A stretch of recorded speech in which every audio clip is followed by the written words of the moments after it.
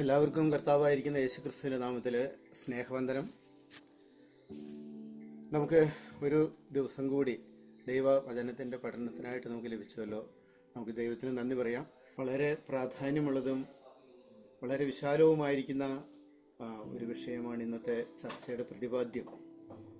അത് നമുക്കിന്ന് നമ്മുടെ വിഷയത്തിൽ തന്നെ നമ്മളത് വായിക്കുന്നുണ്ടല്ലോ. ഒന്നിലധികം തലക്കെട്ടുകൾ ഒരുപോലെ കൊടുത്ത് അതിൻ്റെ വിശാലതയും അത് വ്യക്തമാക്കുന്നുണ്ട് എന്ന് വിചാരിക്കുകയാണ്. ഒട്ടനവധി ആളുകൾ നിശബ്ദമായിട്ട് സ്വാധീനിക്കപ്പെടുന്നതും അതുപോലെ തന്നെ ഒരുപാട് മറ്റനേകം ആളുകൾ നിരാശയുടെയും അവമാനത്തിൻ്റെയും ഒക്കെ പടുകുഴിയിൽ വീണുപോയതുമായിരിക്കുന്ന ഒന്നാണ് തെറ്റായിരിക്കുന്ന ലൈംഗികത അല്ലെങ്കിൽ ദുർനടപ്പ് എന്ന് നമുക്കറിയാമല്ലോ. നമ്മളൊക്കെ വളരെ അഭിമാനിക്കുന്നവരാണ്. വിവരസാങ്കേതിക വിദ്യ വളരെ വളർന്നിരിക്കുന്നു. അറിവിൻ്റെ ഉന്നത ശ്രേണിയിലാണ് നമ്മൾ പലപ്പോഴും അപമാനിക്കുന്ന ആളുകളാണ്.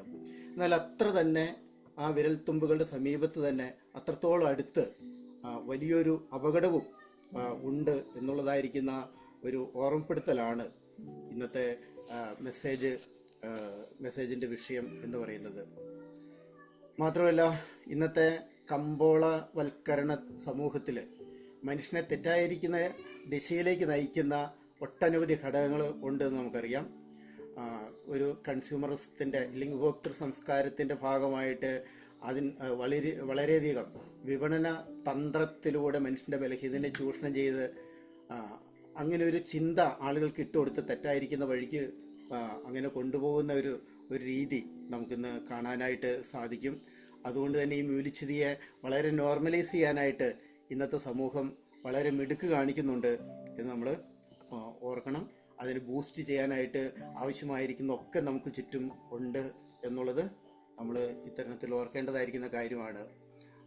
എൻ്റെ ശരീരം, എൻ്റെ ജീവിതം, എൻ്റെ ഇഷ്ടം എന്നിങ്ങനെ സ്വാതന്ത്ര്യത്തെ തെറ്റായിരിക്കുന്ന നിലയിൽ വ്യാഖ്യാനിക്കുകയും ദുർനടപ്പിനെ നോർമലൈസ് ചെയ്ത് മനുഷ്യനെ തെറ്റായിരിക്കുന്ന ഒരു ദിശയിലേക്കാണ് ഇന്നത്തെ പൊതുസമൂഹം പലപ്പോഴും കൊണ്ടുപോകുന്നത് എന്ന് നമുക്ക് ഓർക്കാം. അതുകൊണ്ട് തന്നെ ഈ വിഷയത്തിന് അടിയന്തരമായിരിക്കുന്ന പ്രാധാന്യമുണ്ട്, കാലിക പ്രസക്തിയുണ്ട് എന്ന് ആദ്യമായിട്ട് ഓർമ്മിപ്പിക്കുകയാണ്. ദുർനടപ്പുകൾ ഫാഷനുമായിരിക്കുന്ന ലോകത്തിൽ ശരിയായിരിക്കുന്ന ചിന്തയിലും ശരിയായിരിക്കുന്ന ദിശയിലും ശരിയായിരിക്കുന്ന മൂല്യബോധത്തിൽ ഉറച്ചു നിന്നുകൊണ്ട് നമുക്ക് ജീവിക്കാനായിട്ട് ദൈവം നമ്മെ സഹായിക്കട്ടെ. അതിന് നമ്മൾ ഒരിക്കൽ കൂടി നിർബന്ധിക്കുന്നതായിരിക്കുന്ന ഒരു സന്ദേശമായിട്ട് ഇന്നത്തെ സന്ദേശത്തെ നമുക്ക് കാണുകയും ശ്രദ്ധയോടെ ഇരിക്കുകയും ചെയ്യാം.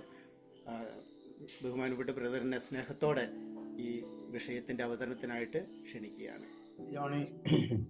ദൈവനാമത്തിന് മഹത്വം ഉണ്ടാകട്ടെ. ജീവനും ജീവിതവും പരമ്പരയിൽ ഇന്ന് അതിപ്രധാനമായിരിക്കുന്ന ഒരു വിഷയം നിങ്ങൾ തിരഞ്ഞെടുത്തു. അത് അവതരിപ്പിക്കുവാനായിട്ട് എന്നെ നിങ്ങൾ ക്ഷണിച്ചു. ഞാൻ എല്ലാ നിലയിലും ഈ വിഷയം അവതരിപ്പിക്കുവാൻ അശക്തനാണ്, അപ്രാപ്തനാണ് എന്ന് എനിക്ക് തോന്നാറുണ്ട്. കാരണം എനിക്ക് ഈ വിഷയത്തിൽ തിയോറിറ്റിക്കൽ വായിച്ചുള്ള അറിവുകളൊക്കെ ഉള്ളൂ. അതിൽ കൂടുതൽ അറിവുകൾ ഉള്ള ഒരു വ്യക്തിയല്ല എന്ന് ഞാൻ ആദ്യം തന്നെ ഏറ്റു പറയട്ടെ. വളരെ യാഥാസ്ഥിതികമായിരിക്കുന്ന ഒരു ക്രിസ്തീയ ഭവനത്തിലാണ് ജനിച്ചത്. ലൈംഗികമായിരിക്കുന്ന കാര്യങ്ങൾ വളരെ യാഥാസ്ഥിതികമായിരിക്കുന്ന കാഴ്ചപ്പാടിലാണ് ഞങ്ങളുടെ ഭവനത്തിൽ കണ്ടിട്ടുള്ളത്. ദൈവത്തിൻ്റെ മഹാകൃപയാൽ ഇന്നേവരെ ആരും അങ്ങനെയുള്ള പാവങ്ങളിൽ ഞങ്ങളുടെ കുടുംബത്തിൽ വീണുപോയതായിട്ട് ഞാൻ കേട്ടിട്ടില്ല. ഞാൻ അറിയാതെ വല്ലതും സംഭവിച്ചിട്ടുണ്ടോ രഹസ്യമായിട്ടൊന്നും എനിക്കറിയില്ല. എങ്കിലും ആ വിഷയത്തിൽ ഒരു സ്റ്റാൻഡേർഡ് മെയിൻറ്റെയിൻ ചെയ്യുവാൻ ഞങ്ങളുടെ ഭവനത്തിലുള്ളവർക്ക് ഇന്നേവരെ കഴിഞ്ഞു എന്നുള്ളതിൽ ഞാൻ സംതൃപ്തനാണ്. ചിലപ്പോൾ ചില വിഷയങ്ങളൊക്കെ സംസാരിക്കുവാനായിട്ട് കൂടുതൽ യോഗ്യതയുള്ളത് അങ്ങനെയുള്ള സംബന്ധമായ പാവങ്ങൾ വീണിട്ട് അതിൽ നിന്നും പൂർണ്ണമായി വിമോചനം പ്രാപിച്ച ചില ആളുകളാണ്. മദ്യപാനത്തിൻ്റെ ദോഷത്തെക്കുറിച്ച് സംസാരിക്കുവാൻ മദ്യപനായിരുന്നിട്ട് അതിൽ നിന്ന് പൂർണ്ണമായി വിമോചനം പ്രാപിച്ച ഒരാൾക്ക് കഴിയുന്ന എടുത്തോളം അല്ലെങ്കിൽ ബിസിനസ് കാര്യങ്ങളുടെ അതിൻ്റെ ബിസിനസ് തന്ത്രങ്ങളെക്കുറിച്ച്, വിശ്വാസികൾക്ക് യോഗ്യമായ ബിസിനസ് മാർഗങ്ങളെക്കുറിച്ചൊക്കെ സംസാരിക്കാൻ ഒരു ബിസിനസ് ഫീൽഡിൽ അത് തെളിയിച്ചതായിരിക്കുന്ന ഒരാൾക്കാണ് കൂടുതൽ കഴിയുന്നത്. എന്നാൽ ഈ പാപത്തെ സംബന്ധിച്ച് ഒരു വ്യത്യാസമുള്ളത്, ഈ പാപത്തിൽ വീണ് മനസാക്ഷി കത്തിക്കരിഞ്ഞു പോയതായിരിക്കുന്ന ഒരാൾക്ക് അത് സംസാരിക്കുവാൻ എത്രത്തോളം അർഹതയുണ്ടെന്ന് എനിക്കറിയില്ല. എന്നാൽ ഇതിന് മറുവശം ഞാൻ പറഞ്ഞതുപോലെ തിയോറിറ്റിക്കൽ നോളജ് അല്ലാതെ പ്രാക്ടിക്കൽ നോളജ് അധികം ഇല്ലാത്തതായിരിക്കുന്ന ഒരു വിഷയമായതുകൊണ്ട് ചെറുപ്പത്തിലെ ഞങ്ങളുടെ സങ്കല്പങ്ങളിലും ഞങ്ങളുടെ കാഴ്ചപ്പാടുകളിലും ലൈംഗികമായിരിക്കുന്ന വിശുദ്ധി വളരെ നിർബന്ധമായി ഭരണത്തിൽ പുലർത്തിയാണ് വളർത്തപ്പെട്ടത്. അതുകൊണ്ട് നിങ്ങൾ ഒരുപക്ഷെ ചോദിക്കുന്ന പല ചോദ്യങ്ങൾക്കും ഞാൻ നിങ്ങൾ ആഗ്രഹിക്കുന്ന വിധത്തിലുള്ളതായിരിക്കുന്ന ഉത്തരങ്ങൾ കൊടുക്കുവാനായിട്ട് എനിക്ക് കഴിയുകയില്ല. എന്നാൽ എൻ്റെ വായനയിൽ നിന്നും പഠനത്തിൽ നിന്നും അതുപോലെ എൻ്റെ ഒബ്സർവേഷനിൽ നിന്നും എനിക്ക് കണ്ടെത്തുവാൻ കഴിഞ്ഞിട്ടുള്ളതായിരിക്കുന്ന കുറേ കാര്യങ്ങൾ നിങ്ങളുമായി പങ്കുവയ്ക്കാം എന്ന് ഞാൻ ഈ വിഷയത്തെക്കുറിച്ച് ദൈവസന്നിധിയിൽ ആഗ്രഹിക്കുകയാണ്. ദൈവം ഇസ്രായേൽ ജനത്തിന് 10 കൽപ്പനകൾ നൽകിയത് ലോകത്തുള്ള ഇതര ജനങ്ങളിൽ നിന്നും ഇസ്രായേലിന് ദൈവസ്വീകാര്യമായ ഒരു തനത് ധാർമ്മികത ഉണ്ടായിരിക്കണം എന്ന് കരുതിയാണ്. അങ്ങനെ കരുതുവാൻ കാരണം അന്നത്തെ ലോകത്തിൻ്റെ ധാർമ്മിക മൂല്യങ്ങൾ ഏറെ അധാർമികമായിരുന്നു. ബഹുദൈവ വിശ്വാസവും വിഗ്രഹാരാധനയും നരഹത്യയും അല്ലെങ്കിൽ കൊലപാതകവും വ്യഭിചാരവും വ്യഭിചാരത്തോട് ബന്ധപ്പെട്ട ലൈംഗിക തിന്മകളും മോഷണവും അതിനോട് ബന്ധപ്പെട്ട സാമ്പത്തിക തിന്മകളും അടിസ്ഥാനങ്ങൾ ഇളകിയ കുടുംബ വ്യവസ്ഥിതികളും തെറ്റായ മൂല്യങ്ങളുള്ള സാമൂഹ്യ വ്യവസ്ഥിതികളും നിലനിന്ന ഒരു കാലത്താണ് ദൈവം 10 കൽപ്പനകൾ മോശ മുഖാന്തരം ഇസ്രായേൽ ജനത്തിന് നൽകിയത്. അത് ഇസ്രായേൽ ജനത്തിന് നൽകി എന്നതുകൊണ്ട് അവർക്ക് മാത്രം നൽകി എന്നല്ല അർത്ഥമാക്കുന്നത്, അവർ മുഖാന്തരം ലോകത്തിന് നൽകിയത്. ഇതര ലോക ജനതയിൽ നിന്നും തികച്ചും വ്യതിരിക്തമായ ദൈവസങ്കല്പങ്ങളും മാനുഷിക മൂല്യങ്ങളും പരിസ്ഥിതി കാഴ്ചപ്പാടുകളും കുടുംബ ബന്ധങ്ങളും അടിസ്ഥിതമായുള്ള ഒരു സമൂഹത്തെ സ്ഥാപിച്ച് അതിനെ പോഷിപ്പിച്ച് നിലനിർത്തുക എന്നതായിരുന്നു ദൈവത്തിൻ്റെ ഉദ്ദേശ്യം. മനുഷ്യാസ്തിത്വത്തിൻ്റെ ഭൗതികവും ആത്മീയവും വൈകാരികവും ബൗദ്ധികവുമായ എല്ലാ ബന്ധങ്ങളും ദൈവത്തിൻ്റെ ഇഷ്ടപ്രകാരം രൂപപ്പെടുത്തണം എന്ന ലക്ഷ്യത്തോടെയാണ് 10 കൽപ്പനകൾ ഉൾപ്പെടുന്ന ബൃഹത്തായ നിയമാവലി ദൈവം ഇസ്രായേലിന് നൽകിയത്. അത് പാലിച്ച് ജീവിച്ചാൽ ലോകത്തുള്ള സകല ജനതകളിലും വെച്ച് ഇസ്രായേൽ ഉത്കൃഷ്ടരായി തീരുന്നതാണ്. മറിച്ച് ദൈവം നൽകിയ പ്രമാണങ്ങളെ ലംഘിച്ച് ഇസ്രായേൽ ജീവിച്ചാൽ ലോകത്തുള്ള സകല ജനതകളിലും വെച്ച് അവർ അപകൃഷ്ടരായി തീരുന്നതുമാണ്. പഴയ നിയമം വായിച്ചു നോക്കുമ്പോൾ ഈ സത്യം വളരെ വ്യക്തമാകുന്നതാണ്. ദൈവത്തെയും ന്യായപ്രമാണത്തെയും മാനിച്ച് ജീവിച്ച രാജാക്കന്മാരുടെ കാലഘട്ടങ്ങളിൽ ഇസ്രായേൽ ജനം മറ്റേത് ജാതികളെക്കാളും ഉത്കൃഷ്ടരായിരുന്നു.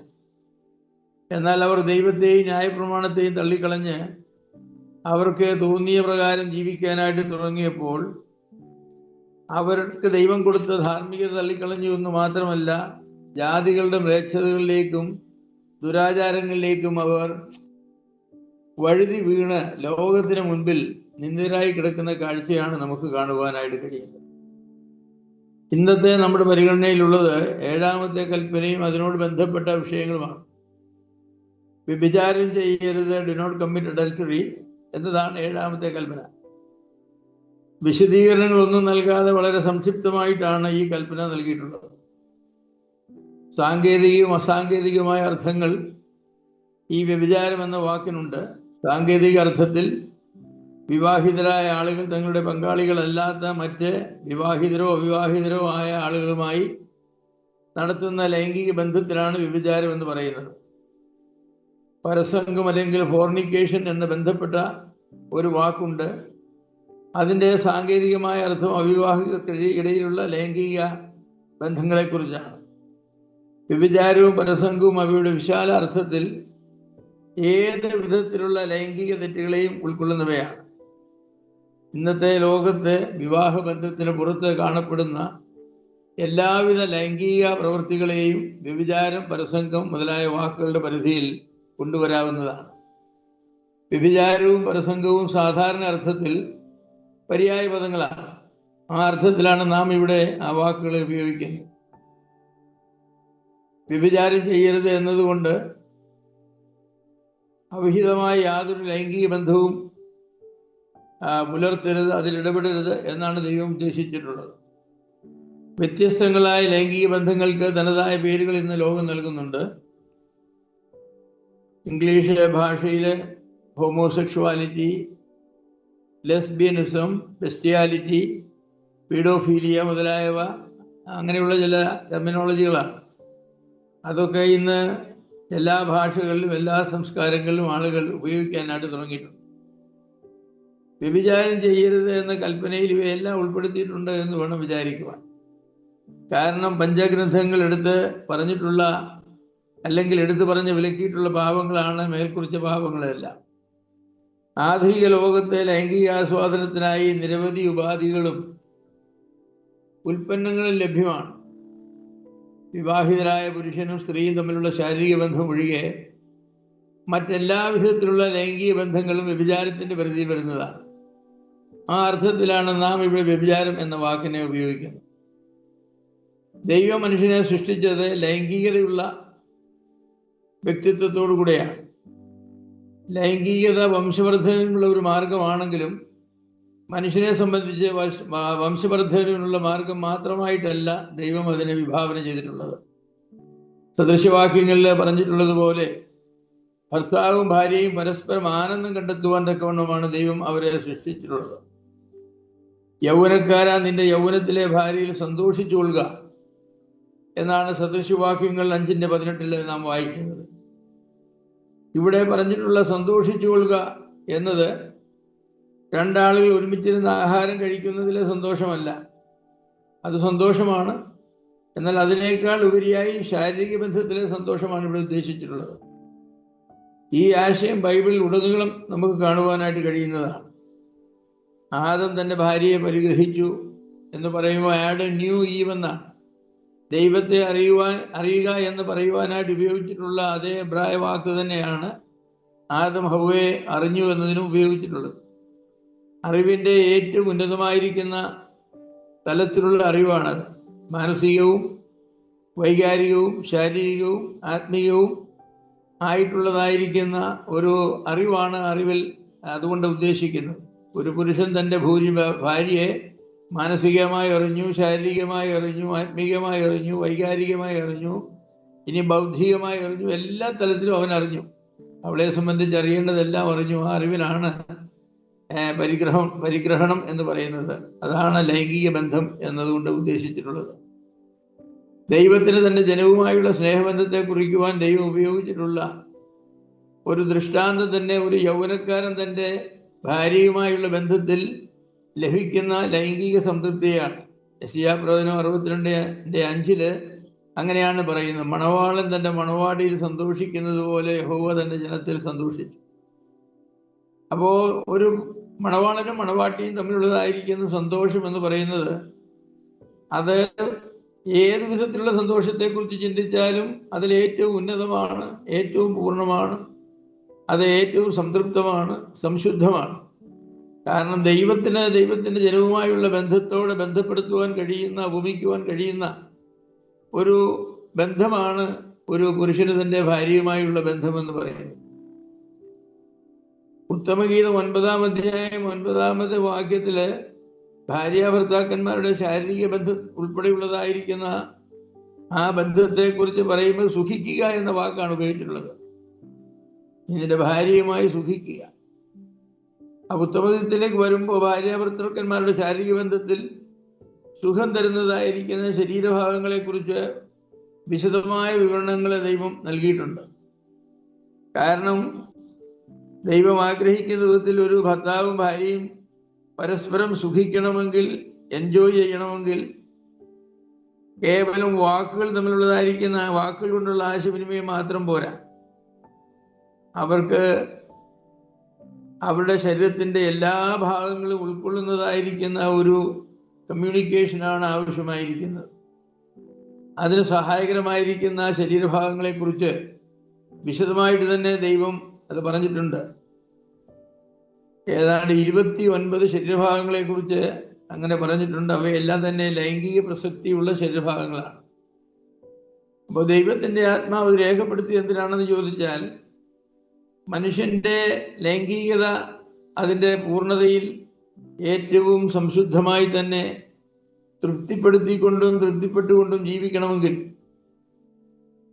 ഒരു പുരുഷനും തൻ്റെ ഭാര്യയും തമ്മിലുള്ളതായിരിക്കുന്ന ബന്ധം കേവലം ശാരീരികമല്ല, മാനസികമല്ല. അത് ശാരീരികവും മാനസികവും ബൗദ്ധികവും വൈകാരികവും ആത്മീയവും അങ്ങനെയുള്ള എല്ലാ തലങ്ങളിലും ഉൾപ്പെടുന്നതായിരിക്കുന്ന ഒരു ബന്ധമായിരിക്കണം.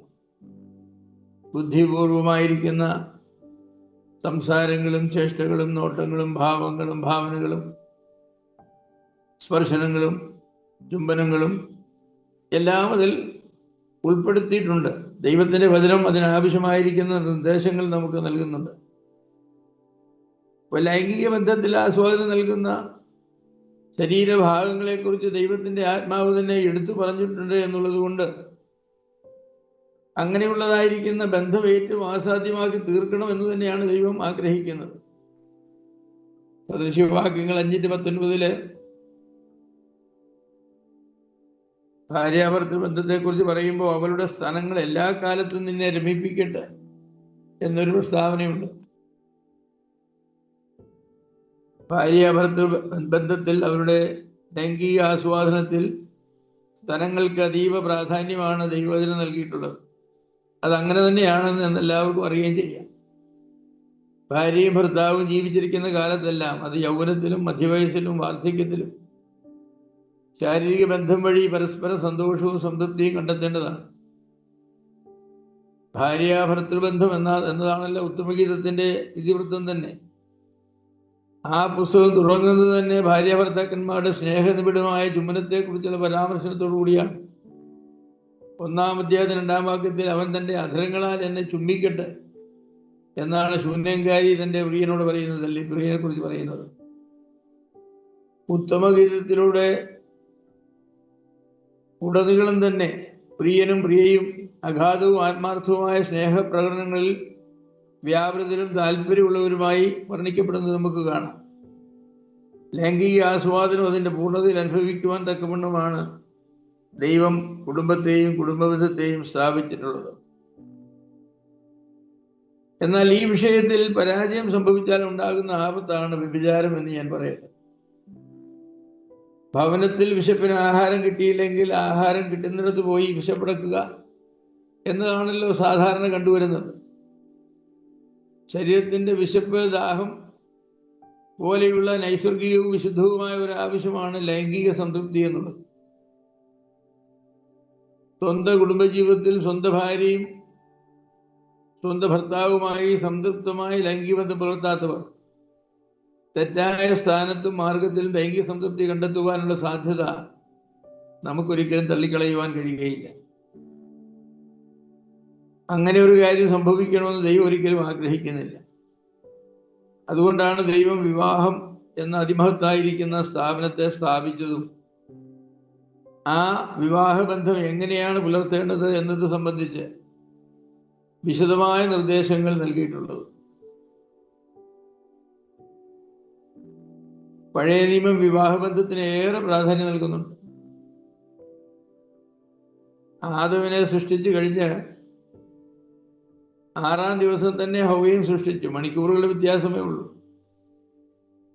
സൃഷ്ടിക്കപ്പെട്ട ദൈവം വളരെ വേഗം പറഞ്ഞ പ്രസ്താവന മനുഷ്യൻ ഏകനായിരിക്കുന്നത് നന്നല്ല എന്നാണ്. വാസ്തവത്തിൽ ഏകാന്തത എന്ന് പറഞ്ഞാൽ ദൈവം സൃഷ്ടിച്ച സകല മൃഗങ്ങളും ആ തോട്ടത്തിലുണ്ട്. ദൈവത്തിന്റെ സാദൃശ്യം മറ്റേത് കാലത്തേക്കാൾ കൂടുതൽ വ്യക്തിപരമായി അനുഭവിക്കുവാനുള്ളതായിരിക്കുന്ന ക്രമീകരണം അവിടെ ഉണ്ടായിരുന്നു. ഒരുപക്ഷെ ദൈവദൂതന്മാരുടെ സംസർഗവും അവിടെ ധാരാളം ഉണ്ടായിരുന്നു.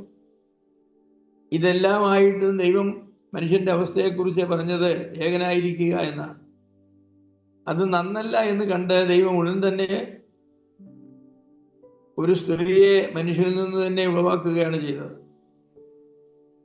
വളരെയേറെ പരിചയപ്പെടുത്തലുകളോ ഡേറ്റിങ്ങോ ഒന്നും ആവശ്യമില്ലാതെ താൻ സൃഷ്ടിച്ചതായിരിക്കുന്ന സ്ത്രീയെ പുരുഷന്റെ അടുക്കൽ കൊണ്ടുവന്നു.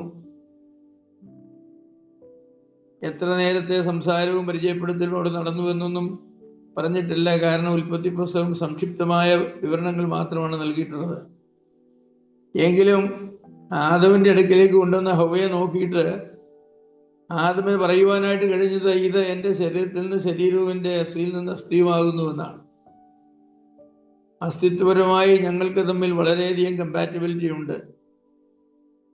വൈകാരികമായും അങ്ങനെ തന്നെ, ബൗദ്ധികമായും അങ്ങനെ തന്നെ, ആത്മീയമായും അങ്ങനെ തന്നെ എന്നാണ് ആദം പറഞ്ഞത്. ദൈവം അവരെ അനുഗ്രഹിക്കുകയും അവരെ ഭാര്യാഭർത്താക്കന്മാരാക്കി തീർക്കുകയും ചെയ്തു. അപ്പൊ ദൈവത്തിന്റെ കാഴ്ചപ്പാടിൽ പുരുഷൻ ഏകനായിരിക്കുക എന്ന് പറഞ്ഞാൽ അവന് വർത്തമാനം പറയാൻ, സംസാരിക്കുവാൻ ഒരാളില്ല ഇല്ലാതിരിക്കുന്ന അവസ്ഥ എന്നല്ല. അവന്റെ മാനസികവും ശാരീരികവും വൈകാരികവും ആത്മീയവും ലൈംഗികവുമായ ആവശ്യങ്ങൾ തൃപ്തിപ്പെടാതെ ഇരിക്കുന്ന ഒരവസ്ഥ.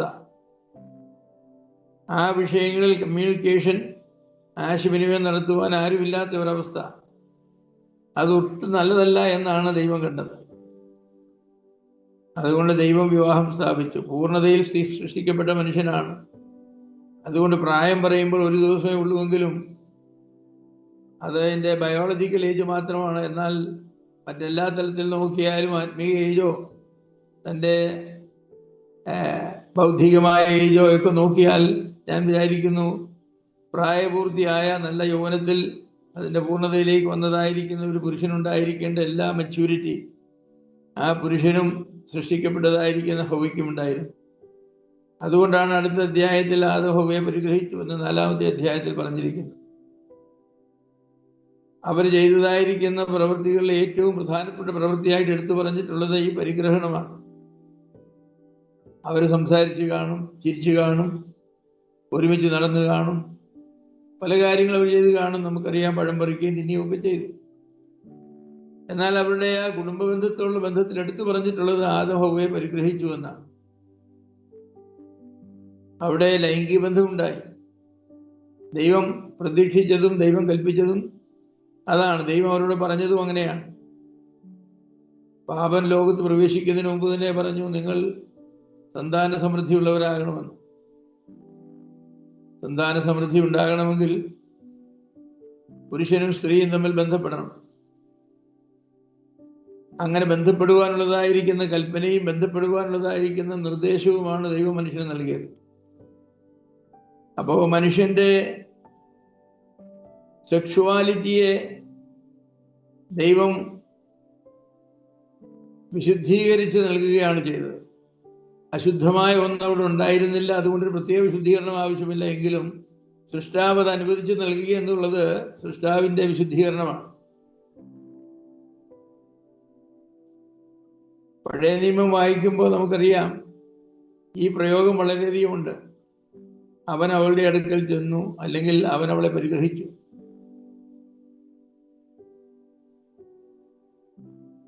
സ്ത്രീ പുരുഷ ബന്ധത്തിലെ ഏറ്റവും പ്രധാനപ്പെട്ടതായിരിക്കുന്ന ഒരു ഭാഗമായിട്ടാണ് ഇതിരിക്കുന്നത്. കേവലം മക്കളുണ്ടാവുക എന്ന ഏക ഉദ്ദേശത്തോടു കൂടെ ആയിരുന്നില്ല ആദം ഹവ്വമാര് പോലും ബന്ധപ്പെട്ടതെന്ന് ഞാൻ വിചാരിക്കുന്നു. എന്നാൽ ആ ബന്ധത്തിൽ നിന്ന് ഉളവായ ഫലമാണ് ഒരു പൈതൽ ജനിക്കുക, ഒരു ശിശു ജനിക്കുക എന്നുള്ളത്.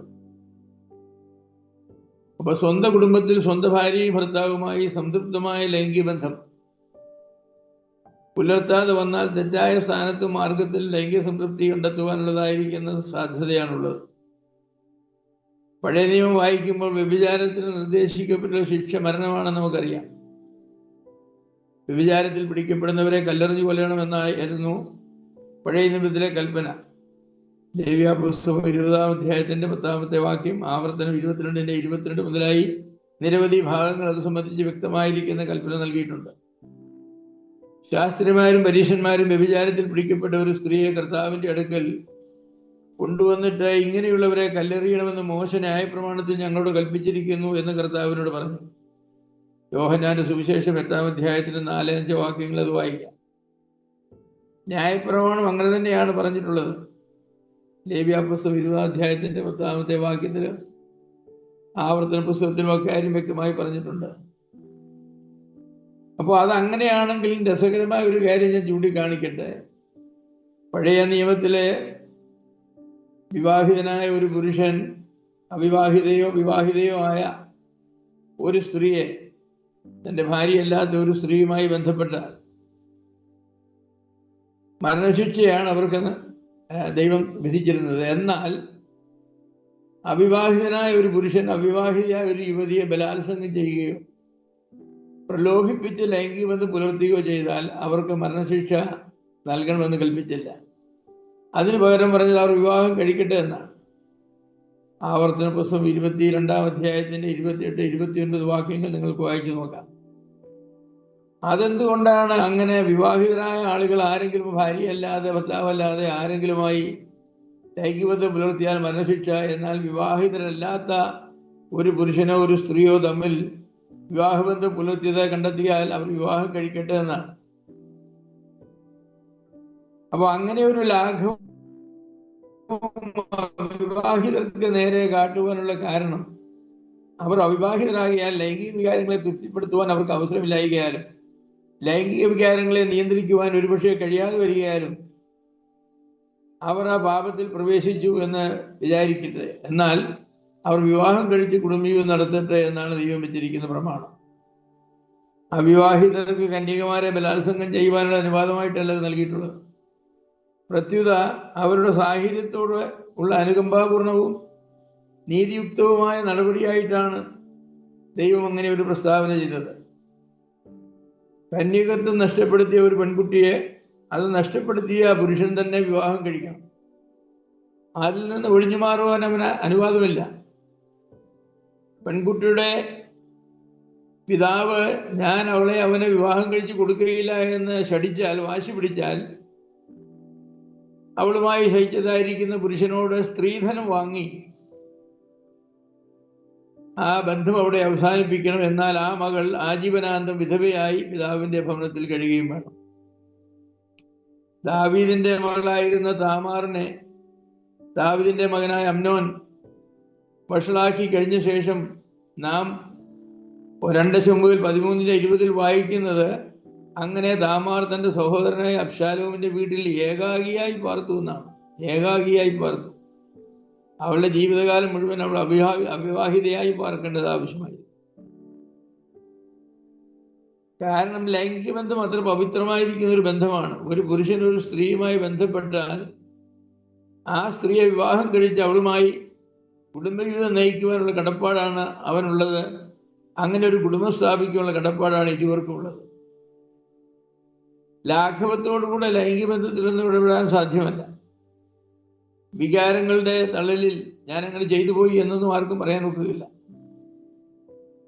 ഏറ്റവും അധികം ഉത്തരവാദിത്വപൂർണമായിരിക്കുന്ന ഒരു പ്രവൃത്തിയായിട്ടാണ് ദൈവം അതിനെ വെച്ചിരിക്കുന്നത്. അതുകൊണ്ട് അങ്ങനെയുള്ള ബന്ധത്തിൽ രണ്ടുപേർ ഇടപെടുവാൻ വളരെ സൂക്ഷ്മതയോടെ, വളരെ ശ്രദ്ധയോടെ മാത്രമേ അവർക്ക് കഴിയൂ. അങ്ങനെ ഇടപെടുന്നത് തെറ്റാണ്. എന്നാൽ അവിവാഹിത അവസ്ഥയിലായതുകൊണ്ട് അവർക്ക് വിവാഹം കഴിക്കുവാനുള്ളതായിരിക്കുന്ന ഒരു പ്രൊവിഷൻ ദൈവം വെച്ചു. ദൈവത്തിന്റെ കരുണയാണ്. വ്യഭിചാരം ഒഴിവാക്കുവാനുള്ള ദൈവത്തിന്റെ അതിപ്രധാനമായ ക്രമീകരണമാണ് വിവാഹം എന്ന് ഞാൻ പറയട്ടെ. ഞാനത് ആവർത്തിക്കട്ടെ. വ്യഭിചാരം ഒഴിവാക്കുവാനുള്ള ദൈവത്തിന്റെ അതിപ്രധാനമായ ക്രമീകരണമാണ് വിവാഹം. വ്യഭിചാരം ഒഴിവാക്കുവാൻ ദൈവം ആവശ്യമായ ക്രമീകരണം ചെയ്തിരുന്നു. വിവാഹമാണ് ക്രമീകരണം. ഒരു പെൺകുട്ടിക്ക് യൗവനാരംഭം, പുബർട്ടി ആയാൽ അവളെ വിവാഹം ചെയ്ത് കൊടുക്കുകയായിരുന്നു ഇസ്രായേലിന്റെ രീതി. ഭാരതത്തിലും പുരാതന കാലങ്ങളിൽ അങ്ങനെ തന്നെയാണ് ചെയ്തിരുന്നത്. ലൈംഗിക വികാരത്തിന് മേൽ സംയമനം ഉള്ളിടത്തോളം കാലം പുരുഷന്മാർ വിവാഹം കഴിച്ചിരുന്നില്ല.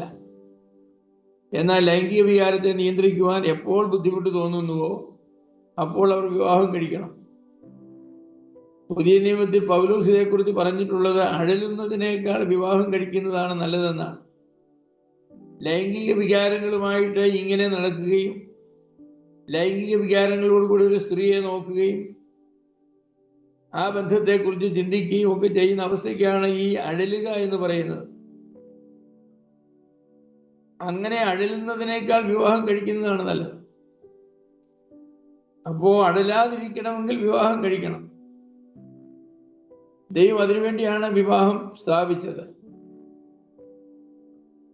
സ്നേഹമുള്ള പിതാക്കന്മാർ അവരുടെ പെൺമക്കളെ യോഗ്യമായ പ്രായത്തിൽ വിവാഹം കഴിപ്പിക്കുക എന്നതാണ് ബൈബിൾ വെച്ചിരിക്കുന്ന പ്രമാണം.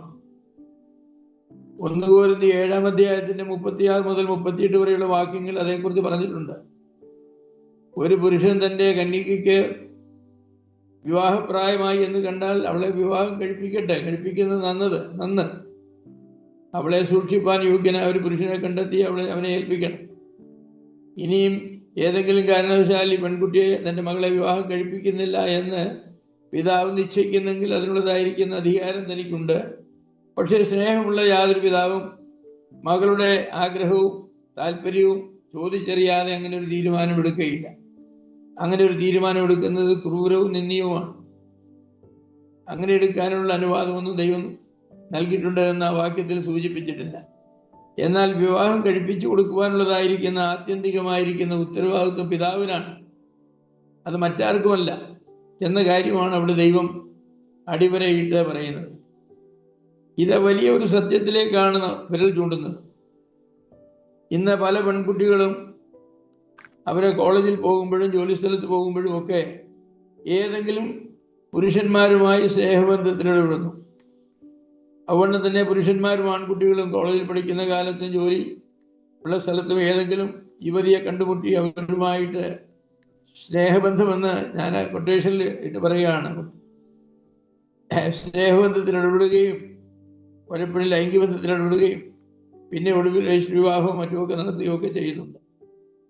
ഇത് മാതാപിതാക്കന്മാരുടെ വലിയ ഒരു കുറ്റമാണ്. കാരണം എന്താണ്? അവരുടെ മക്കളുടെ ലൈംഗിക ആവശ്യങ്ങളെക്കുറിച്ച് ബോധമില്ലാതെ അവരുടെ മക്കൾ ലൈംഗികമായി അഴലുന്നു എന്ന കാര്യം മനസ്സിലാക്കി അവർക്ക് ആവശ്യമായിരിക്കുന്ന വിവാഹ ക്രമീകരണങ്ങൾ ചെയ്തു കൊടുക്കാതെ അവരെ അങ്ങനെ വിദ്യാഭ്യാസത്തിനും ജോലിക്കെന്നും പറഞ്ഞയക്കുന്ന മാതാപിതാക്കൾ, അങ്ങനെയുള്ള മക്കൾ അവിടെ ഇവിടെയും പോയി ഓരോരുത്തരെ കൊണ്ടുവരുമ്പോൾ വിലപിച്ചിട്ട് യാതൊരു കാര്യവുമില്ല. സ്വന്തം മക്കളെ അറിയുവാനുള്ളതായിരിക്കുന്ന ഉത്തരവാദിത്വം മാതാപിതാക്കൾക്കാണുള്ളത്. തങ്ങളുടെ മക്കളുടെ ലൈംഗിക കാഴ്ചപ്പാടുകൾ എന്താണ്, അവരുടെ ശാരീരികമായ പ്രത്യേകതകൾ എന്തൊക്കെയാണ്, വൈകാരികമായിരിക്കുന്ന മെച്യൂരിറ്റി എത്രത്തോളമുണ്ട്, ലൈംഗിക ആവശ്യം എത്രത്തോളമുണ്ട്, ഇതൊക്കെ കണ്ടെത്തുവാനുള്ളതായിരിക്കുന്ന ഉത്തരവാദിത്വം മാതാപിതാക്കൾക്കുണ്ട്. അതിന് തക്കവണ്ണം കാലോചിതമായി അവരെ വിവാഹം നടത്തിക്കൊടുക്കുകയും ലൈംഗിക ഭാവങ്ങൾ മക്കൾ ഇടപെടാതെ ജീവിക്കത്തക്കവണ്ണമുള്ള ക്രമീകരണങ്ങൾ ചെയ്യുകയും ചെയ്യേണ്ടതാണ്. എന്നാൽ ഇന്ന് മാതാപിതാക്കൾക്ക് അങ്ങനെയുള്ള ഉത്തരവാദിത്വമൊന്നുമില്ല. അതുകൊണ്ട് തന്നെ നമ്മുടെ സമൂഹത്തിൽ ലൈംഗികമായിരിക്കുന്ന അരാജകത്വം വളരെയധികമുണ്ട്. അതിന് യുവാക്കന്മാരെ യുവതികളിൽ തന്നെ കുറ്റം പറഞ്ഞിട്ട് കാര്യമില്ല. മാതാപിതാക്കൾക്ക് അതിൻ്റെ ഒരു വലിയ പങ്ക് ഉത്തരവാദിത്വം അവർക്ക് തന്നെയാണുള്ളത്.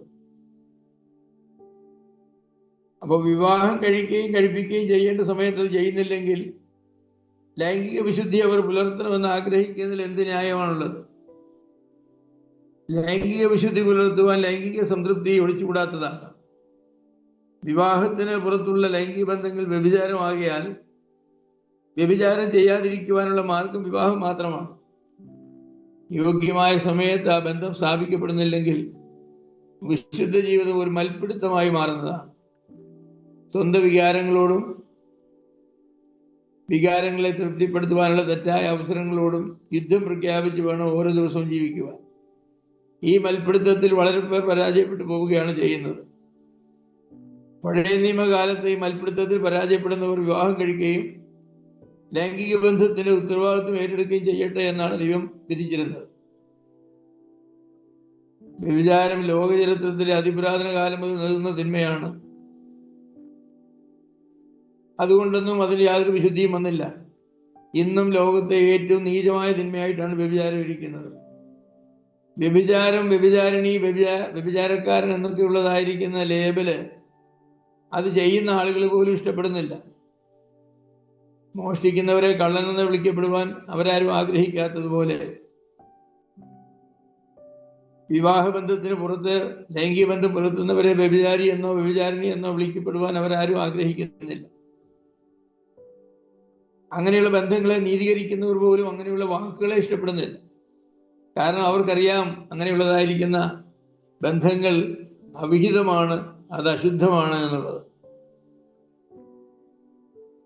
ഇന്നും വ്യഭിചാരിണി എന്നൊക്കെ പറഞ്ഞാൽ സമൂഹത്തിലേറെ വെറുക്കപ്പെടുന്നവരാണ്. എന്നാൽ അതേസമയം തന്നെ വിവാഹേതര ബന്ധങ്ങൾക്ക് ഇന്ന് സമൂഹം അംഗീകാരം നൽകുന്ന ഒരു സ്ഥിതിയാണുള്ളത്. ഒരു വിശുദ്ധിയുടെ പരിവേഷം വിവാഹേതര ബന്ധത്തിന് നൽകുവാനായിട്ട് സമൂഹം ശ്രമിക്കുന്നുണ്ട്. ഇത് നമുക്ക് ഏവർക്കും അറിയാവുന്നതുപോലെ, ഞാൻ വിചാരിക്കുന്നു അറിയാമെന്ന്, അവിവാഹിതർക്കിടയിൽ ലിവിങ് ടുഗദർ എന്നൊരു ക്രമീകരണം ഇന്നുണ്ട്. എന്താണത്? ലൈംഗിക ബന്ധങ്ങൾക്ക് അവസരമൊരുക്കുവാൻ വേണ്ടി ഒരു പുരുഷനും സ്ത്രീയും ഒരുമിച്ച് താമസിക്കുന്ന സ്ത്രീ, വിവാഹം കഴിക്കാത്ത ഒരു പുരുഷനും സ്ത്രീ, ഇഷ്ടമുള്ളിടത്തോളം ഒരുമിച്ച് താമസിക്കാം, ഇഷ്ടമില്ലെങ്കിൽ പിരിയാം.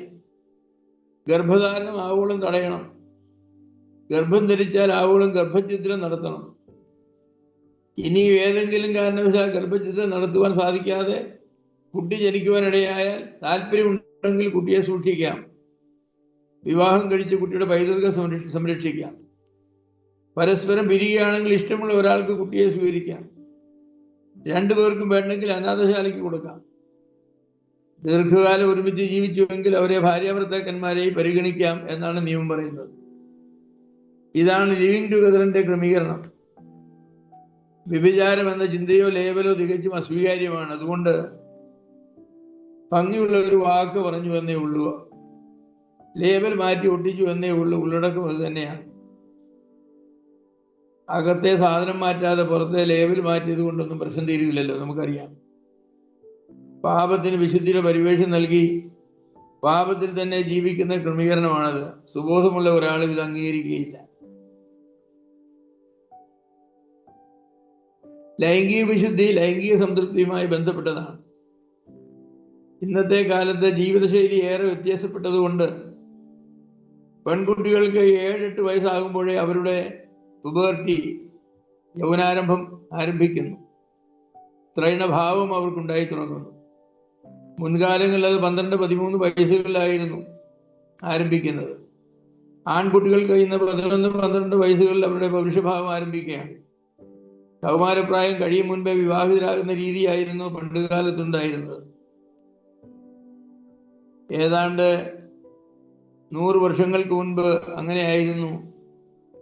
എൻ്റെ ഗ്രാൻഡ് പേരൻസ് ഒക്കെ, ഗ്രാൻഡ് മദറിന് 11 വയസ്സും ഗ്രാൻഡ് ഫാദറിന് 18 വയസ്സുമാണ് വിവാഹ സമയത്ത് ഉണ്ടായിരുന്നത്. എന്ന് പറഞ്ഞാൽ അഡോളസൻസ് കഴിയുന്നതിന് മുൻപ് ഗ്രാൻഡ് മദർ അഡോളസൻസിലേക്ക് പ്രവേശിക്കുന്നതിന് മുൻപ് 11-13 ആകണമല്ലോ, അതിനു മുമ്പ് തന്നെ വിവാഹിതയായി. അപ്പൊ അങ്ങനെയായിരുന്നു. അവർക്ക് 10-70 ദീർഘവർഷങ്ങൾ കുടുംബജീവിതം നയിക്കുകയും 4ാമത്തെ തലമുറ വരെ കണ്ട് സന്തോഷിക്കുവാനുള്ളതായിരിക്കുന്ന അവസരം ലഭിക്കുകയും ചെയ്തു. എന്നാൽ ഇന്ന് നിയമം സ്ത്രീകൾക്ക് 18 വയസ്സും പുരുഷന്മാർക്ക് 21 വയസ്സും വിവാഹത്തിനുള്ള പരിമിത പ്രായം മിനിമം ഏജ് ആയിട്ട് നിശ്ചയിച്ചിട്ടുണ്ട്. ചില രാജ്യങ്ങളിലെ പ്രായം നിശ്ചയിച്ചിട്ടില്ല.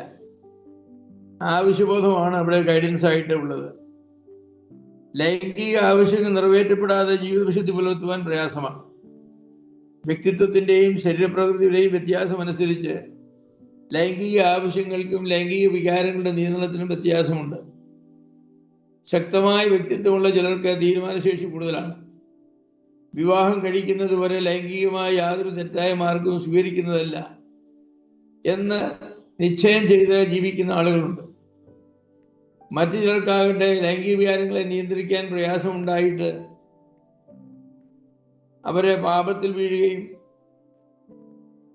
അവരുടെ മനസാക്ഷി അശുദ്ധമായി തീരുകയും ചെയ്യുന്ന കാഴ്ചയാണ് പലപ്പോഴും സംഭവിക്കുന്നത്. ഞാൻ അമേരിക്കൻ ഐക്യനാടുകളിൽ ജീവിച്ചിരുന്ന കാലത്ത് 10-22 വയസ്സായതായ ഒരു പെൺകുട്ടി എന്നോട് പറഞ്ഞത് ഓർക്കുന്നുണ്ട്. അവൾ പറഞ്ഞു, ഞാൻ വിവാഹം കഴിക്കുന്ന പുരുഷന് വേണ്ടി എൻ്റെ ഫസ്റ്റ് കിസ് റിസർവ് ചെയ്ത് വെച്ചിരിക്കുകയാണ്, വേറെ യാതൊരു പുരുഷനുമായിട്ട് ഇത് പങ്കുവെക്കില്ലെന്ന് പറഞ്ഞു. അത് പറയുമ്പോൾ അമേരിക്കൻ ഐക്യനാടുകളിൽ ഡേറ്റിങ്ങിലൊക്കെ കിസ് ചെയ്യുക എന്ന് പറയുന്നത് വളരെ സർവ്വസാധാരണമാണ്. പക്ഷെ ആ പെൺകുട്ടി പറഞ്ഞത്, ഞാൻ വിവാഹം കഴിച്ച് ഫസ്റ്റ് നൈറ്റിൽ അല്ലെങ്കിൽ വിവാഹം കഴിഞ്ഞിട്ട് ബ്രൈഡിനെ കിസ് ചെയ്യാമെന്ന് പറയുമ്പോൾ മാത്രം അത് ഉപയോഗിക്കുവാനായിട്ട് ഞാൻ റിസർവ് ചെയ്ത് വെച്ചിരിക്കുക. അപ്പൊ അങ്ങനെ നിശ്ചയദാർഢ്യതയുള്ളതായിരിക്കുന്ന പെൺകുട്ടികളും ആൺകുട്ടികളുമുണ്ട്. പക്ഷേ സമൂഹം ലൈംഗിക ബന്ധങ്ങൾക്ക് അല്ലെങ്കിൽ ബന്ധങ്ങളെ ലാഘവത്തോടെ കാണുവാനായിട്ട് തുടങ്ങിയപ്പോൾ ഇന്ന് കന്യകത്വം എന്നൊക്കെ പറയുന്നത് ഒരു അശുദ്ധമായ വാക്കായിട്ടാണ് പല സമൂഹങ്ങളിലും ഇരിക്കുന്നത്. രണ്ട് തെറ്റായ വിധങ്ങളിൽ ലൈംഗിക വിശുദ്ധിയെ സ്ഥാപിക്കുവാനും നിലനിർത്തുവാനുമാണ് ഇന്നത്തെ സമൂഹം ശ്രമിക്കുന്നത്. ഒന്ന്, വിവാഹേതര ബന്ധങ്ങൾക്കും മാർഗങ്ങൾക്കും നേരെ കണ്ണടയ്ക്കുക, അവയ്ക്കെതിരെ ഒന്നും സംസാരിക്കാതിരിക്കുക.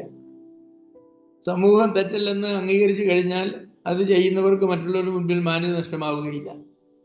മനസാക്ഷിയുടെ പ്രശ്നം അവിടെ തന്നെ കാണും. പക്ഷേ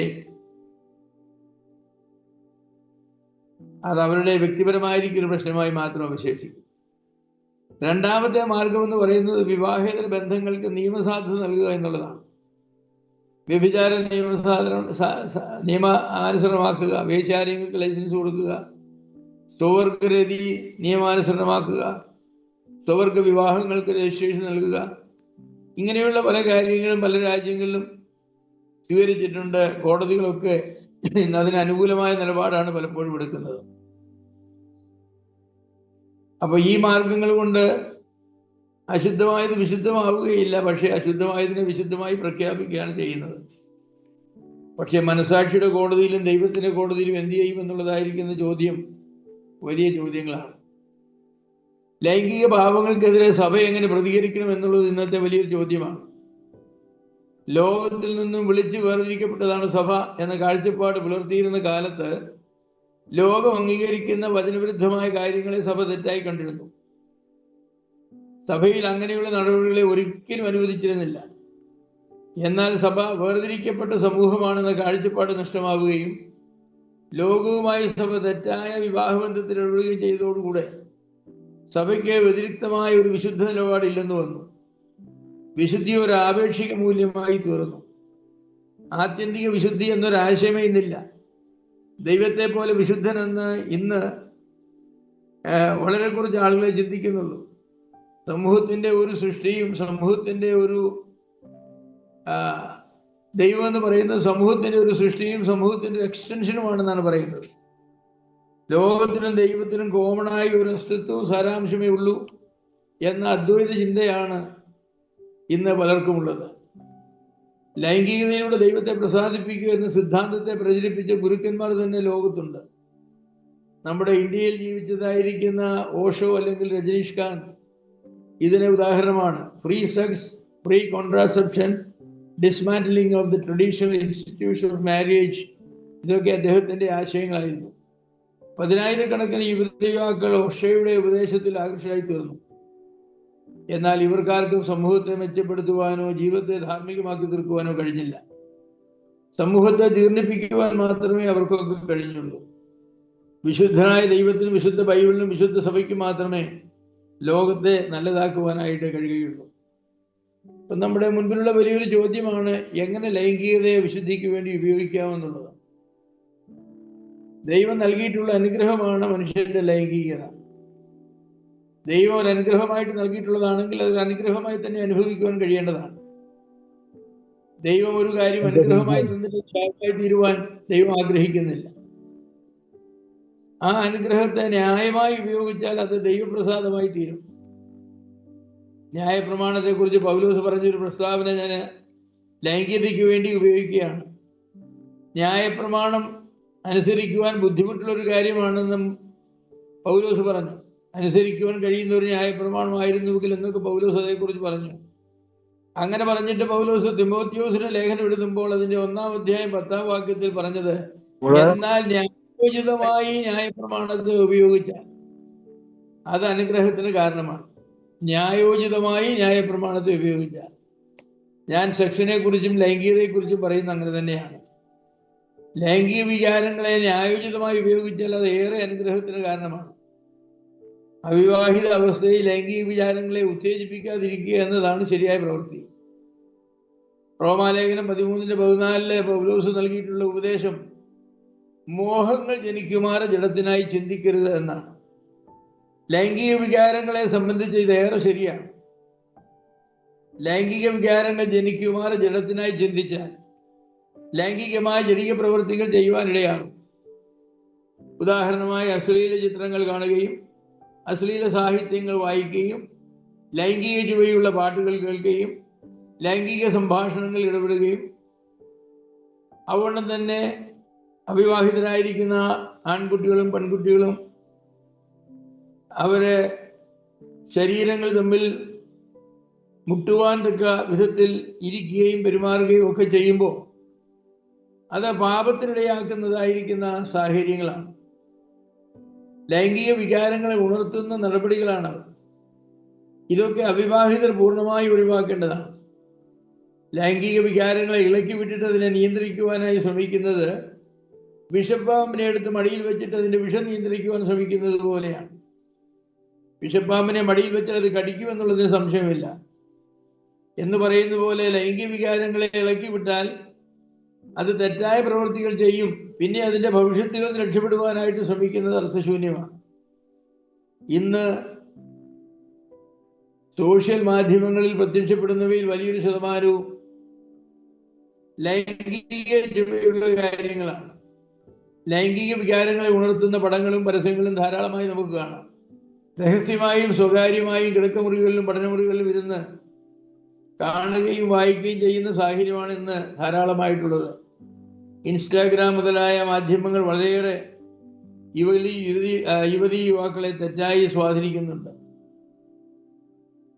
സൗന്ദര്യമുള്ള ഒരു യുവതിയെ ഒരു യുവാവ് കണ്ടാൽ ലൈംഗിക വികാരങ്ങൾ ഉടനടി ഉണ്ടാകേണ്ട ആവശ്യമൊന്നുമില്ല. ആ യുവതി തെറ്റായ രീതിയിൽ വസ്ത്രം ധരിക്കുകയോ ആ പുരുഷന് ലൈംഗിക വികാരങ്ങൾ ഉണ്ടാകത്തക്ക നിലയിലുള്ള ഏതെങ്കിലും നോട്ടമോ പ്രവൃത്തിയോ ഒക്കെ ചെയ്യുന്നത് കൊണ്ടാണ് അത് സാധാരണ ഉണ്ടാകുന്നത്. അതുകൊണ്ടാണ് സമൂഹത്തിൽ സ്ത്രീകളുടെ വസ്ത്രധാരണത്തെക്കുറിച്ച് കൂടുതൽ കർശനമായിരിക്കുന്ന കാഴ്ചപ്പാടുകൾ ലോകത്ത് എവിടെയും ഉണ്ട്. പുരുഷന്മാരുടെ വസ്ത്രം ഒരു പ്രശ്നമല്ല. കാരണം സ്ത്രീകൾക്ക് ഒരിക്കലും കാഴ്ചയിലും നോട്ടത്തിലും വികാരങ്ങൾ ഉണ്ടാകുന്നില്ല. പുരുഷന്മാർക്ക് അങ്ങനെയല്ല, കാഴ്ചയിലാണ് നോട്ടത്തിലാണ് വികാരങ്ങൾ നല്ലൊരു ഭാഗം ഉണ്ടാകുന്നത്. അതുകൊണ്ട് അവർക്ക് കാണുവാൻ ആവശ്യമില്ലാത്ത ഒന്നും കാണിക്കാതിരിക്കുക എന്നുള്ളത് ഞാൻ വിചാരിക്കുന്നു അത് സൂക്ഷ്മതയുള്ളവർ ചെയ്യേണ്ടതായിരിക്കുന്ന ഒരു കാര്യമാണ്. ഇനി ഏതെങ്കിലും വിധത്തിൽ ഒരു സ്ത്രീയെ കണ്ടിട്ട് ഒരു വികാരം തോന്നിയാൽ ഉടനടി ആ യുവാവ് പ്രാർത്ഥിക്കേണ്ടത്, കർത്താവേ, എൻ്റെ വികാരത്തെ ഉണ്ടായ തെറ്റായ ചിന്ത എന്നോട് ക്ഷമിക്കണമേ. ആ കുട്ടിയുടെ സൗന്ദര്യം പാപത്തിന് കാരണമായി തീരാതിരിക്കുവാൻ നീ അവളെ സംരക്ഷിക്കണമേ. അങ്ങനെ പ്രാർത്ഥിച്ചു കഴിഞ്ഞാൽ പിന്നെ ഞാൻ വിചാരിക്കുന്നു ഈ യുവാവിന് ആ യുവതിയോട് ലൈംഗികമായിരിക്കുന്ന ഒരു വികാരം ഉണ്ടാവുകയില്ല. നാം ഒരാൾക്ക് വേണ്ടി പ്രാർത്ഥിച്ചു കഴിഞ്ഞാൽ പിന്നെ അത് അസാധ്യമാണ്. ഞാൻ വിചാരിക്കുന്നു അങ്ങനെ പ്രാർത്ഥിക്കുന്നത് നമ്മുടെ ഈ തെറ്റായിരിക്കുന്ന വികാരങ്ങളെ നമുക്ക് കൺട്രോൾ ചെയ്യുവാൻ, അതിൽ രക്ഷപ്പെടുവാനുള്ളതായിരിക്കുന്ന വലിയ ഒരു മാർഗമായിട്ടാണ് ഇരിക്കുന്നത്. അപ്പൊ ഇക്കാര്യങ്ങളിൽ ഞാൻ വിചാരിക്കുന്നു നമ്മുടെ വികാരങ്ങൾ എന്ന് പറയുന്നത് ദൈവം നമുക്ക് തന്നിട്ടുള്ളതാണ്. ആ വികാരങ്ങൾ ഇല്ലാതെ ഒരിക്കലും ആകണം എന്ന് ദൈവം ആഗ്രഹിക്കുന്നില്ല. കാരണം അത് വിവാഹത്തിന് ശേഷമുള്ള കുടുംബജീവിതത്തിനും ആവശ്യമായിരിക്കുന്ന വികാരങ്ങളാണ്. പക്ഷേ അതിൻ്റെ തെറ്റായിരിക്കുന്ന ഉപയോഗമാണ് പാപമായി തീരുന്നത്. അങ്ങനെയുള്ള ഉപയോഗം സംഭവിക്കാതിരിക്കുവാൻ നാം ആവശ്യമായ കാര്യങ്ങൾ ചെയ്യേണ്ടത് ആവശ്യമാണ്. ഞാൻ വിചാരിക്കുന്നു മാതാപിതാക്കൾ തങ്ങളുടെ മക്കളെ ഇപ്രകാരമുള്ള മാധ്യമങ്ങളുടെ തെറ്റായ സ്വാധീനങ്ങളിൽ നിന്ന് സംരക്ഷിക്കുവാൻ അവരെ കഴിയുന്ന കാര്യങ്ങൾ അവർ ചെയ്യേണ്ടതാണ്. അവിവാഹിതർ മാത്രമല്ല, വിവാഹിതരായ ചിലർ പോലും ലൈംഗിക സംതൃപ്തിക്ക് വേണ്ടി തെറ്റായിരിക്കുന്ന മാർഗങ്ങളെ ഉപയോഗിക്കാറുണ്ട്. ഇന്നത്തെ നമ്മുടെ ലോകത്ത് സെക്സ് എന്ന് പറയുന്നത് വലിയൊരു ബിസിനസ് വിഷയമാണ്, ബിസിനസ് ഐറ്റമാണ്. അഡൽട്ട് സ്റ്റോറുകൾ, സെക്സ് ഷോപ്പുകൾ, സെക്ഷുവൽ വെൽനസ് സ്റ്റോറുകൾ എന്നൊക്കെ വിളിക്കുന്ന ഓമന പേരുകളുള്ളതായിരിക്കുന്ന ഒരുപാട് കടകൾ മേജർ സിറ്റികളിലൊക്കെ ഉണ്ട്. അങ്ങനെയുള്ള കടകളെ സന്ദർശിക്കുന്ന യുവാക്കന്മാരും വിവാഹിതരായ പുരുഷന്മാർ പോലും ഉണ്ട്. ഇങ്ങനെയുള്ള സ്ഥാപനങ്ങളിൽ ലൈംഗിക സംതൃപ്തിക്ക് ഉതകുന്നതായിരിക്കുന്ന വ്യത്യസ്ത സാധനങ്ങൾ വിൽക്കാറുണ്ട്. വിശ്വാസികൾ യാതൊരു കാരണവശാലും ഇങ്ങനെയുള്ള സ്ഥാപനങ്ങളിൽ പോകരുത്. ഇങ്ങനെയുള്ള സാധനങ്ങൾ പരസ്യം ചെയ്യുന്നതായിരിക്കുന്ന പരസ്യങ്ങളോ മാസികളോ അവർ വായിക്കരുത്. കാരണം അതൊക്കെ അവിടെ ലൈംഗികമായിരിക്കുന്ന വികാരങ്ങളെ ഇളക്കി വിടുകയും അവരെ പാപത്തിൽ ചെന്ന് വീഴുവാൻ തക്കവണ്ണം വഴിയാവുകയും ചെയ്യുന്നതാണ്. ലൈംഗിക വികാരങ്ങളെ ഉത്തേജിപ്പിക്കുന്ന വസ്തുക്കൾ അവിവാഹിതരായവർ ഉപേക്ഷിക്കേണ്ടതാണ്. ചില ആഹാര പദാർത്ഥങ്ങളും ചില ഡ്രഗ്സും ലൈംഗികതയെ ഉണർത്തുന്നതാണ്. അതുകൊണ്ട് തന്നെ ലൈംഗികതയെ തളർത്തുന്ന വസ്തുക്കളുമുണ്ട്. അമിതമായ ലൈംഗിക വികാരങ്ങളുള്ളവർ അങ്ങനെയുള്ള വസ്തുക്കൾ ഉപയോഗിച്ചാൽ അവരുടെ വികാരങ്ങൾക്ക് കുറവുണ്ടാകുന്നതാണ്. മറ്റുള്ളവരുടെ ലൈംഗിക വികാരങ്ങളെ ഉത്തേജിപ്പിക്കുന്ന വിധത്തിലുള്ള വസ്ത്രങ്ങൾ ധരിക്കാതിരിക്കുന്ന ക്രിസ്തീയ ധാർമ്മികതയുടെ ഭാഗമാണ്. ഞാനത് സൂചിപ്പിച്ചുവല്ലോ. നിങ്ങൾ ധരിക്കുന്ന വസ്ത്രങ്ങൾ മറ്റുള്ളവരുടെ ലൈംഗിക വികാരങ്ങളെ പ്രലോഭിപ്പിക്കുന്ന വിധത്തിലുള്ളതാണെങ്കിൽ പ്രലോഭിപ്പിക്കപ്പെടുന്നവർക്കുണ്ടാകുന്ന തെറ്റായ ചിന്തകൾക്ക് നിങ്ങൾ കാരണമായി തീരുന്നതാണ്. ഇൻവോളണ്ടറി ആൻഡ് ഇൻഡയറക്ട്ലി എന്നൊക്കെ പറയാമെങ്കിലും അങ്ങനെ ഉണ്ടാകുന്ന വികാരങ്ങൾക്ക് കാരണമായി തീരുന്ന തീർച്ചയായും ക്രിസ്തീയ ധാർമ്മികതയ്ക്ക് യോജിച്ച കാര്യമല്ല. ലൈംഗികത ദൈവം തന്ന വലിയൊരു സാധ്യതയാണ്. ലൈംഗിക വികാരങ്ങളോ ആവശ്യങ്ങളോ മനുഷ്യർക്ക് ഇല്ലാത്തൊരവസ്ഥയായിരുന്നുവെങ്കിൽ ലോകം തന്നെ ക്രമേണ ഇല്ലാതെ ആകുമായിരുന്നു. എന്നാൽ ലൈംഗിക വികാരങ്ങളും ആവശ്യങ്ങളും അനിയന്ത്രിതമാകുമ്പോൾ അനുഗ്രഹത്തിന് പകരം അവ ശാപമായി തീരുന്നതാണ്. ബലാത്സംഗങ്ങളും വ്യഭിചാരങ്ങളും മറ്റ് ലൈംഗിക ദുഷ്കർമ്മങ്ങളും വർദ്ധിക്കുവാനിടയാകും.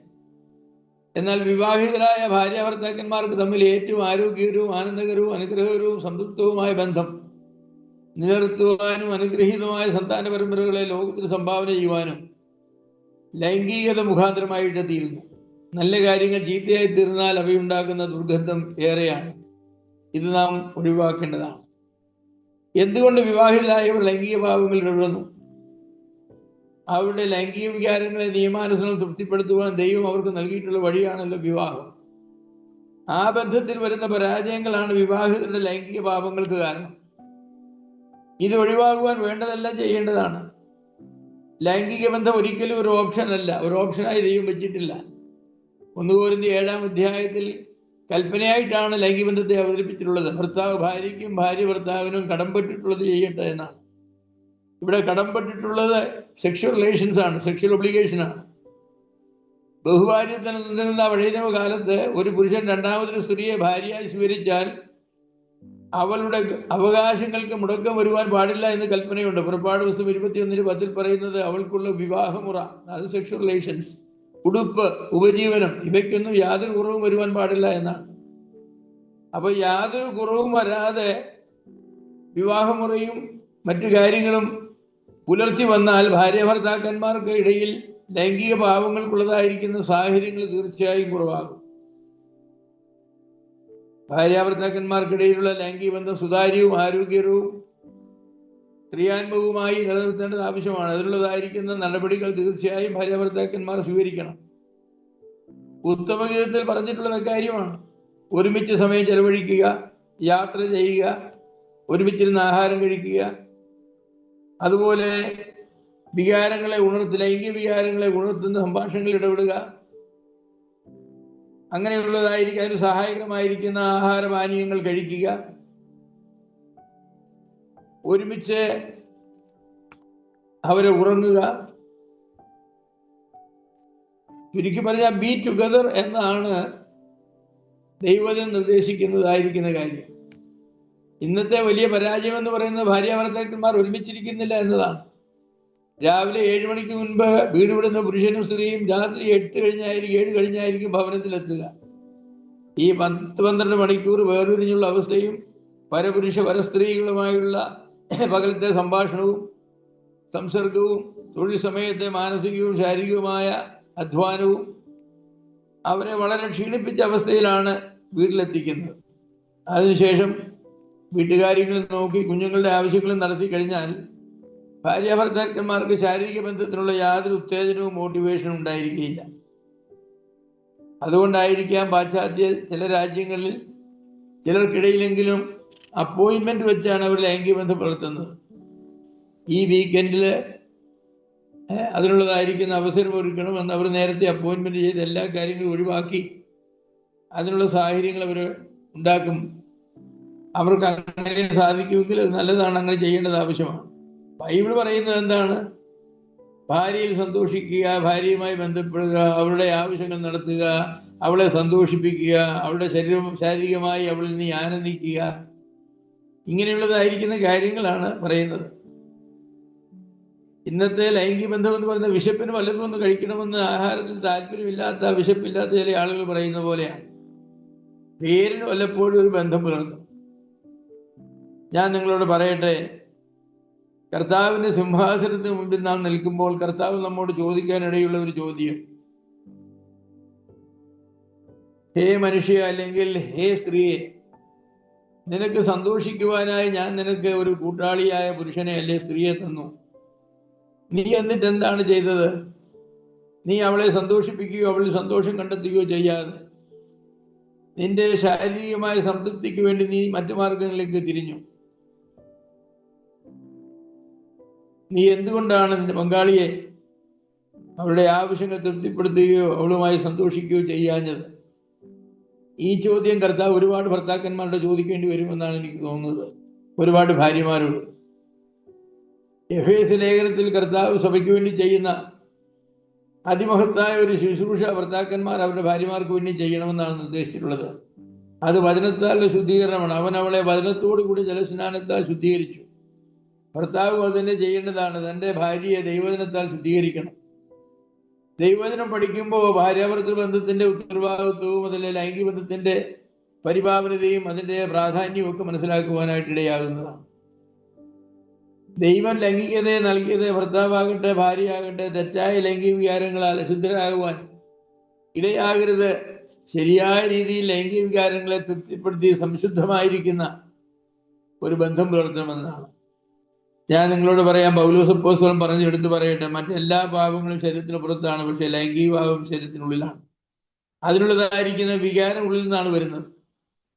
അതുകൊണ്ട് ദൈവത്തിന്റെ മന്ദിരമായിരിക്കുന്ന ശരീരത്തെ അശുദ്ധമാക്കുകയും നശിപ്പിക്കുകയും ചെയ്യുന്ന വലിയ പാപമാണ് ലൈംഗിക പാപം എന്നുള്ളത്. അത് യുവാവായാലും അതിന് കൗമാരപ്രായക്കാരനായാലും വിവാഹിതനായാലും വൃദ്ധനായാലും ആരായാലും ദൈവത്തിന്റെ മന്ദിരമായിരിക്കുന്ന അവിടെ ശരീരത്തെ അശുദ്ധമാക്കുന്ന യാതൊരു കാര്യവും ചെയ്യാതെ വിവാഹിതരവിടെ ജീവിത പങ്കാളിയുമായി സംതൃപ്തമായ ബന്ധത്തിലിടപെടുകയാണ് വേണ്ടത്. എൻ്റെ സമയമായി എന്ന് ഞാൻ കാണുന്നു, അതുകൊണ്ട് ഞാനിവിടെ നിർത്താം. അപ്പൊ വ്യഭിചാരം ചെയ്യരുതെന്ന കൽപ്പന, വിവാഹബന്ധത്തിന് വെളിയിൽ ആരുമായും ലൈംഗിക ബന്ധം പുലർത്തരുത് എന്നതുൾപ്പെടെ, എന്നാൽ അതിനേക്കാൾ ഉന്നതമായി വിവാഹബന്ധത്തിലെ ഭർത്താവും ഭാര്യയുമായി വിശുദ്ധ ബന്ധം പുലർത്തണം എന്ന താല്പര്യത്തോടെയാണ് നൽകിയിട്ടുള്ളത്. വ്യഭിചാരം ഒഴിവാക്കുവാനുള്ള നിരവധി നാമനിർദ്ദേശങ്ങൾ ദൈവത്തിന്റെ വചനം നൽകിയിട്ടുണ്ട്. വ്യഭിചാരം ഒരിക്കലും ആവശ്യമില്ലാതെ വരത്തക്കവണ്ണം ക്രിയാത്മകമായ ശാരീരിക ബന്ധം ആരോഗ്യകരമായി പുലർത്തുവാൻ ഭാര്യ ഭർത്താക്കന്മാരെ ശ്രമിക്കുകയും അതിനുവേണ്ടി അവരെ സമർപ്പിക്കുകയും ചെയ്താൽ വ്യഭിചാരം ചെയ്യരുത് എന്ന കൽപ്പന നമ്മുടെ ജീവിതത്തിൽ നമുക്ക് അർത്ഥവത്തായി നിർവഹിക്കുവാനായിട്ട് കഴിയും. ദൈവം അതിനെ നിങ്ങളെ എല്ലാവരെയും അനുഗ്രഹിക്കട്ടെ. ഈ തന്ന അവസരത്തിനായിട്ട് ഞാൻ നന്ദി പറയുന്നു. ഞാൻ പറഞ്ഞ കാര്യങ്ങളെ വിശദമായിട്ടൊന്നും പറഞ്ഞിട്ടില്ല, എന്നുള്ള സമയം നമുക്കുണ്ടായിരുന്നില്ലല്ലോ. എങ്കിലും പറഞ്ഞ കാര്യങ്ങൾ നിങ്ങൾക്ക് അനുഗ്രഹമായി തീരട്ടെ എന്ന് പ്രാർത്ഥിച്ചുകൊണ്ട് ഞാൻ എൻ്റെ വാക്കുകൾ അവസാനിപ്പിക്കുന്നു. ദൈവനാമം മഹത്വപ്പെടുമാറാകും. എന്നാൽ വ്യഭിചാരം ദൈവം വളരെ ഗൗരവമായിട്ട് കാണുന്നു എന്ന് നമ്മൾ കേട്ടു. അത് വിഹിതമല്ലാത്തതായിരിക്കുന്ന ബന്ധങ്ങൾ സമൂഹം അതിനെ എത്ര നോർമലൈസ് ചെയ്താലും, എത്ര നന്മയാണ് എന്ന് പറഞ്ഞാലും അത് സമൂഹത്തിൻ്റെ അപജയമായിട്ട് മാത്രമേ നമുക്ക് കാണാനായിട്ട് കഴിയുള്ളൂ. എന്നാൽ ദൈവം അതിനെ വളരെ ഗൗരവമായിട്ട് കാണുന്നു. സമൂഹത്തിൻ്റെ മൂല്യച്യുതി നമ്മളെ ബാധിക്കാതെ ദൈവത്തിൻ്റെ നിലവാരത്തിനും ദൈവം നമ്മെ ഏൽപ്പിച്ചതായിരിക്കുന്ന ജീവിതത്തിൻ്റെ നിലവാരത്തിനും ഒത്തവിധം ജീവിക്കുവാനായിട്ട് നമുക്ക് ദൈവം നമ്മെ സഹായിക്കട്ടെ. അതുകൊണ്ട് സമൂഹം ജീർണിക്കുന്നത് കൊണ്ട് തന്നെ അധികം ശ്രദ്ധയോടെ നമ്മൾ ഈ സമൂഹത്തിൽ ജീവിക്കേണ്ടതായിട്ടുണ്ട്. കുടുംബബന്ധങ്ങളിലെ തകർച്ച നമ്മളുടെ ജീവിതത്തിൻ്റെ നമ്മുടെ